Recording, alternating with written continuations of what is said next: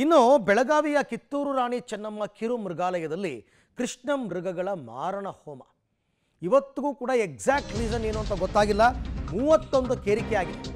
ಬೆಳಗಾವಿಯಲ್ಲಿ 31 ಕೃಷ್ಣ ಮೃಗಗಳ ಮಾರಣ ಹೋಮಕ್ಕೆ ಈಗೊಂದು ಟ್ವಿಸ್ಟ್ ಅಂತೆ. 3 ತಿಂಗಳ ಹಿಂದೆಯೇ ಸಾಂಕ್ರಾಮಿಕ ರೋಗದ ಎಚ್ಚರಿಕೆ ಕೊಡಲಾಗಿತ್ತು ಅಂತಾರೆ. ರಾಷ್ಟ್ರೀಯ ಪಶುವೈದ್ಯಕೀಯ ಸಾಂಕ್ರಾಮಿಕ ರೋಗಶಾಸ್ತ್ರ ಸಂಸ್ಥೆ ಮುನ್ಸೂಚನೆ ಕೊಟ್ಟಿದೆ. ಮೊದಲೇ ಮುನ್ಸೂಚನೆ ನೀಡಿತ್ತು ಬೆಂಗಳೂರಿನ NIVED.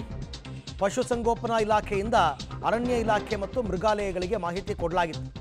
ಬೆಳಗಾವಿ ಭಾಗದಲ್ಲಿ ಹಿಮೋರೆಸಿಕ್ ಸೆಪ್ಟಿಮಿಯಾ ಕಾಯಿಲೆ ಇದೆ, ಹುಷಾರಾಗಿರಿ, ಪ್ರಾಣಿಗಳಿಗೆ ಇದು ಹರಡಬಹುದು ಒಬ್ಬರಿಂದ ಒಬ್ಬರಿಗೆ ಅಂತಕ್ಕಂಥದ್ದು. ನೋಡಿ, 3 ತಿಂಗಳ ಹಿಂದೆನೇ ಎಚ್ಚರಿಕೆ ಕೊಡಲಾಗಿತ್ತು ಅಂದರೆ ಹಾಗಾದರೆ ಇವರು ಏನು ಮುನ್ನೆಚ್ಚರಿಕೆ ತಗೊಂಡಿಲ್ಲ ಅಂತ ಆಯಿತು. ಅವ್ರು ಹೇಳಿದ್ರು ಕೂಡ 3 ತಿಂಗಳ ಹಿಂದೆನೇ ಹೇಳಿದರು. ಸಾಮಾನ್ಯವಾಗಿ ಈ ಮೃಗಾಲಯಗಳೇನಿರ್ತವೆ, ಮೃಗಾಲಯಗಳಿಗೆ ಈ ಥರದ ಕೆಲವು ನಿಮಗೇನಾಗುತ್ತೆ ಗೊತ್ತಾ, ಈಗ ನೋಡಿ ಚಳಿಗಾಲದಲ್ಲಿ ಸಾಮಾನ್ಯವಾಗಿ ಚಳಿ ಮತ್ತು ಶೀತ ಜ್ವರ ಇವೆಲ್ಲ ಜಾಸ್ತಿ ಆಗುತ್ತೆ. ಆ ಥರ ಒಂದು ಎಚ್ಚರಿಕೆ ಕೊಟ್ಟಿದ್ದರೂ ಕೂಡ ಇವರು ಏನೂ ಕ್ರಮ ತಗೊಂಡಿಲ್ಲ ಅಂತ.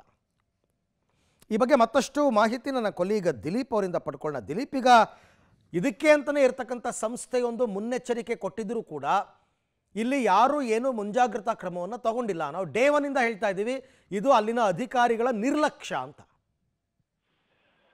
ಹೌದು ಅರವಿಂದ್, ಪ್ರಮುಖವಾಗಿ ಏನಂತಂದ್ರೆ 3 ತಿಂಗಳ ಮೊದಲೇ ಸಾಂಕ್ರಾಮಿಕ ಕಾಯಿಲೆ ಹರಡುವ ಬಗ್ಗೆ ಎಚ್ಚರಿಕೆ ಸಂದೇಶನ ರಾಷ್ಟ್ರೀಯ ಪಶುವೈದ್ಯಕೀಯ ಸಾಂಕ್ರಾಮಿಕ ರೋಗ ಸಂಸ್ಥೆ ಮತ್ತೆ ರೋಗ ಮಾಹಿತಿ ಸಂಸ್ಥೆ ಮುನ್ಸೂಚನೆ ನೀಡಿತ್ತು.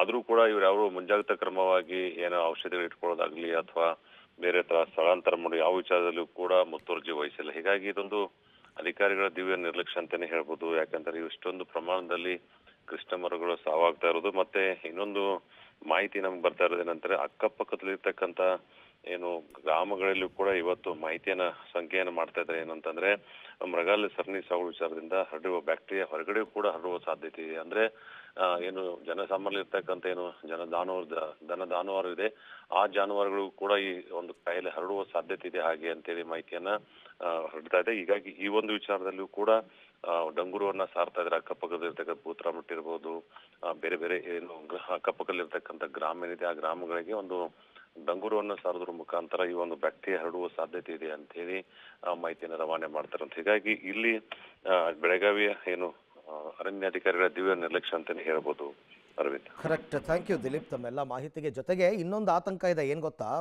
ಇದು ಕೇವಲ ಮೃಗಾಲಯದಲ್ಲಿ ಆಗಿರುವಂತಹ ಸೋಂಕು ಅನ್ಕೋಬೇಡಿ, ಇದು ಹೊರಗಡೆಗೂ ಹರಡ್ಬೋದು. ಹೊರಗಡೆ ಇರ್ತಕ್ಕಂಥ ದನ ಜಾನುವಾರುಗಳು ಅಥವಾ ಬೇರೆ ಬೇರೆ ಪ್ರಾಣಿಗಳು ಅವಕ್ಕೂ ಕೂಡ ಹರಡಬಹುದು. ಹಾಗಾಗಿ ಬಿ ಕೇರ್ಫುಲ್ ಅಂತ ಡೇ 1 ಹೇಳ್ತಾ ಇದ್ದೀವಿ.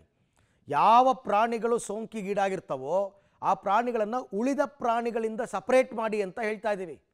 ನೀವು ಕ್ವಾರಂಟೈನ್ ಮಾಡ್ತೀವಿ ಎಲ್ಲ ಪ್ರಾಣಿಗಳನ್ನು ಒಟ್ಟಿಗೆ ಕ್ವಾರಂಟೈನ್ ಮಾಡಿದ್ರೆ ಅಲ್ಲೇ ಹರಡುತ್ತೆ ಒಬ್ಬರಿಂದ ಒಬ್ಬರಿಗೆ, ಜಸ್ಟ್ ಲೈಕ್ ಕೊರೋನಾ.